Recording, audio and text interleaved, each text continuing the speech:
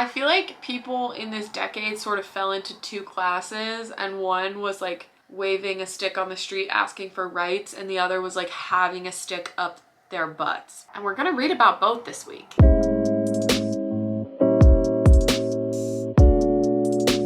Hi besties, welcome. I hope your 2022 is going well so far. However, this week we're taking a trip back. We're all hopping in a time machine and we're turning back the clock because we're going to read as though it's the turn of the century. This is the first episode in a series that I have planned for this year, in which each month I will do one video reading the most popular books from each decade of the 1900s. One of the reasons that I've always loved literature is how effectively it can convey just the moods and themes of a time period. So I wanted to do something similar on the channel. So each month I'll get to do a deep dive into what was happening in that decade. Let me know down below right now which decade you're most excited for, which era is your favorite. We are gonna go in chronological order, which means that this week we are reading like it is 1900 to 1910, the turn of the century. The Industrial Revolution's in full swing. Here are the books I'm reading this week in chronological order of publication date. First, we have The Wonderful Wizard of Oz by L. Frank Baum. You probably know what this is about, but just in case you live under a rock, a young girl named Dorothy gets swept up in a cyclone and taken to the magical land of Oz. And along the way, she meets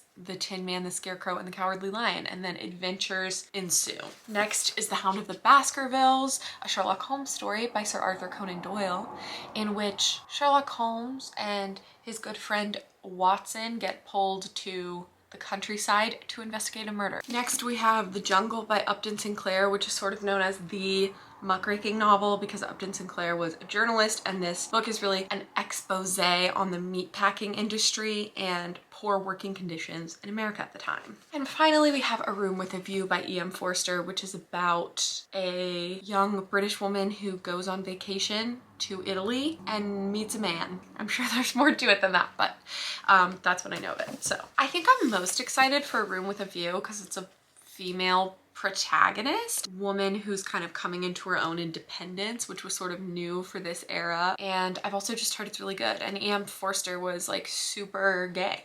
So before we dive into actually reading all of these books, let's talk a little bit about the history of the time. Professor Sally, take it away. Professor Sally is just me at my desk. The turn of the century was an era of massive progress in America in terms of capitalist progress, not too much societal progress. Capitalism was all the rage. I am reading a couple British books in this video, but for the most part in this series I want to focus on America. But mostly what you need to know about Britain at the time was that they were colonizing and imperializing all over the place, and the British Empire was expanding. They sucked.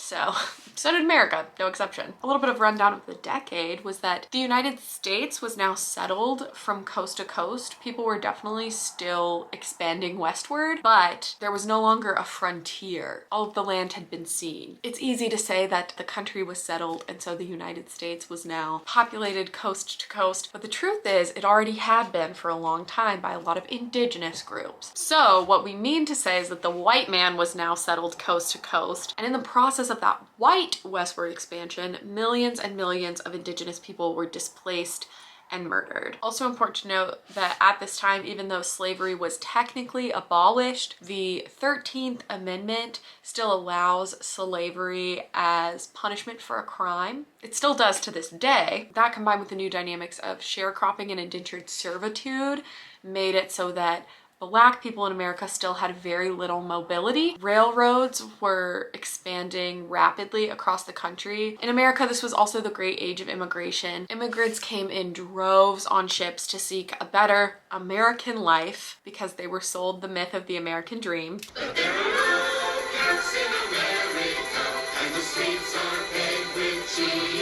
when in reality they were greeted here with discrimination, exploitation, horrendous working conditions, and very little political or social power. With this increased standardization and mass production of goods came really harsh labor conditions. Unions became necessary this decade and were at the forefront of the labor movement. During this decade, 4 million more women joined the workforce, but it was still rare that women were admitted into unions. There was still a lot of gender and race discrimination, as people of color were also often denied admittance. And all of that means that immigrants, Black Americans, women, and children had the least protection against corporate interests and bore the brunt of the hazardous conditions within factories. So I expect to see some of those societal issues reflected in these texts, but let's also talk about each of the books and the history of each novel. The Wonderful Wizard of Oz was published in 1900. Baum said he wanted to provide a children's story in which the wonderment and joy are retained and the heartaches and nightmares are left out. This book was so instantly popular that it quickly spurred the production of sequels, stage adaptations, eventually, as we know, one of the most famous films of all time. Next, we have The Hound of the Baskervilles by Sir Arthur Conan Doyle, which was published in 1902. This book was actually written and published after Sir Arthur Conan Doyle had killed off Sherlock Holmes in a previous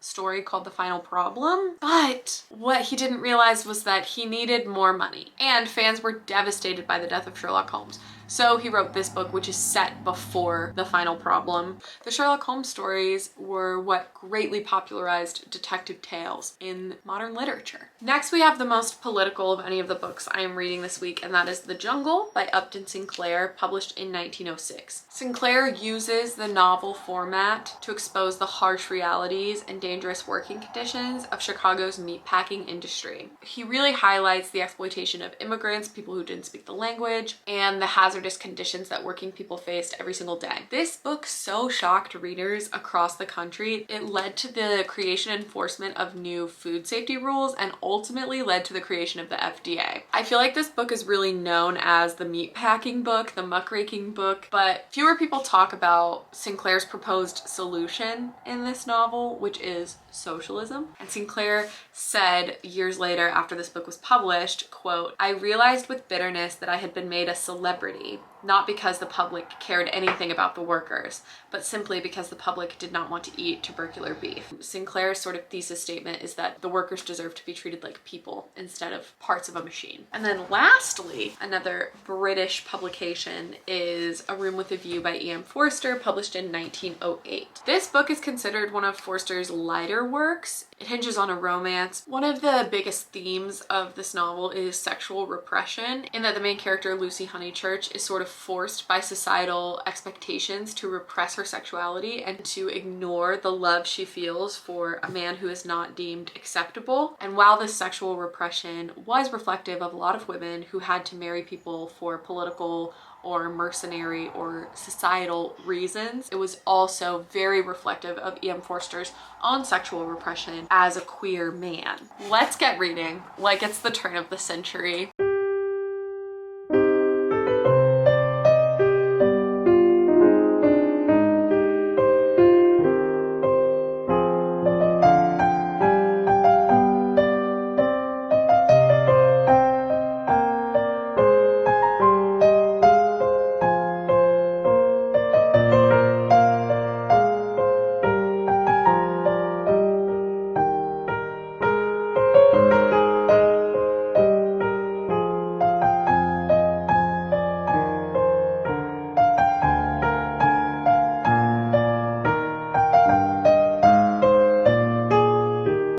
So for Christmas, my family got me a lot of cocktail recipe books, specifically ones that are based on classic literature. So I just finished The Wizard of Oz. So I'm going to make The Wonderful Blizzard of Oz, which is a blended drink, yellow as a brick road and swirly as a twister.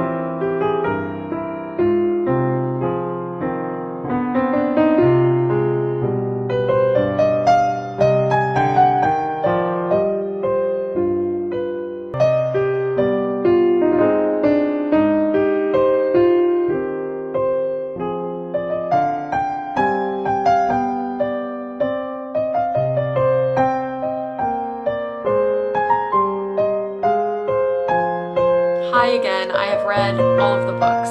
First, I read The Wonderful Wizard of Oz by L. Frank Baum. Overall, I thought this book was incredibly charming. I can definitely see why it was popular amongst children and why it made for such great stage and film adaptations. It's a very visual little novel, has lots of colorful imagery and characters and people. It was quite different from the movie in that the movie does sort of introduce this psychological element of Dorothy having hit her head and not ever actually really going to Oz. It's all more of a psychological reflection of her own community, whereas in the book, she really does go to Oz. Overall, I don't think this children's book is necessarily incredibly reflective of 1900 as a year. I'm glad that I read it and had that background as I rewatched the movie. I will say, I found out after I read it, L. Frank Baum was so racist, specifically against Indigenous people. It's like a Dr. Seuss moment where you find out that this man who's written a very nice children's book about being kind and courageous is a major shit dick. For that, I don't love him. I prefer Alice's Adventures in Wonderland, if I'm being honest. Next, I read The Hound of the Baskervilles by Sir Arthur Conan Doyle. This was actually my first Sherlock Holmes story, and I really enjoyed myself. I mostly listened to the audiobook of this one, and it was really good. And I do think that this, more than any of the others, had a little bit of flowery language that might feel less accessible as a classic, but it's also really short. It moves pretty quickly. It wasn't my favorite book of all time, but it was just a fun romp. Again, I didn't feel like there was too much social commentary, but it was fun. Obviously, Sherlock Holmes is a hugely influential work in terms of modern literature everywhere. Sweet Watson, who's the best.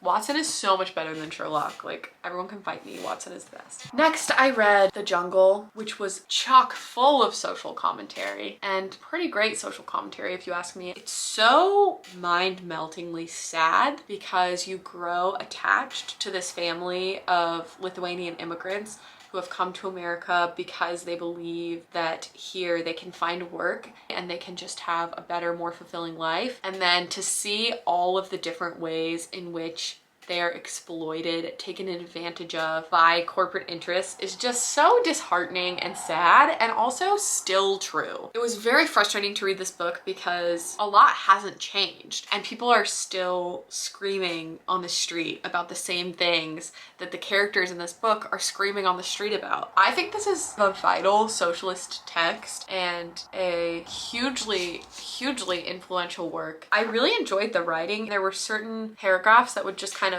take my breath away because they were so beautifully written. Upton Sinclair so expertly and beautifully dove into the inner lives of these characters so that you could see the really harsh psychological and physical effects that these jobs and conditions were having on them. And it's sort of amazing to me that it affected so much change in terms of how food was processed, but so little change in terms of how workers were treated. Some of the writing was just so beautiful, and I really thought this paragraph was amazing. Yet the soul of Ona was not dead.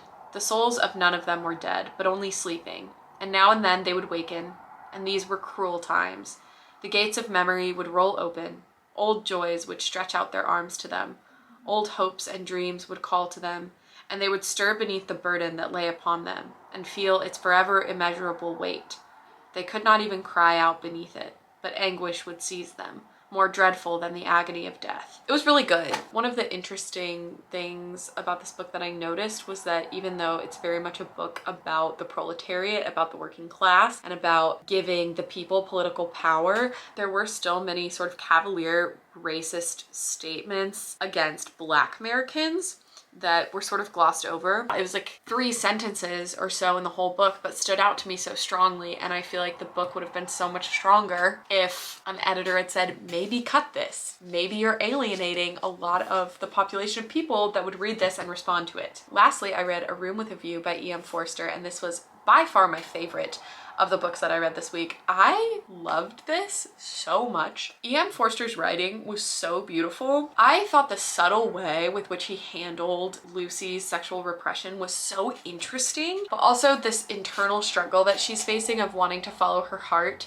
and follow her sexuality and the love she has for this one man, but feeling bound societally to another man. That inner turmoil was super well written. I could definitely feel E.M. Forster's queer energy coming through on the page, even though it's a book about straight people. The strong themes of like female empowerment and independence I loved. I also underlined so much. I sort of have a life's philosophy that I find really difficult to put into words, and I never know how to explain it to people, but it's okay, I don't have to anymore because E.M. Forster did it for me, and I'm gonna let you hear it. There is a certain amount of kindness, just as there is a certain amount of light.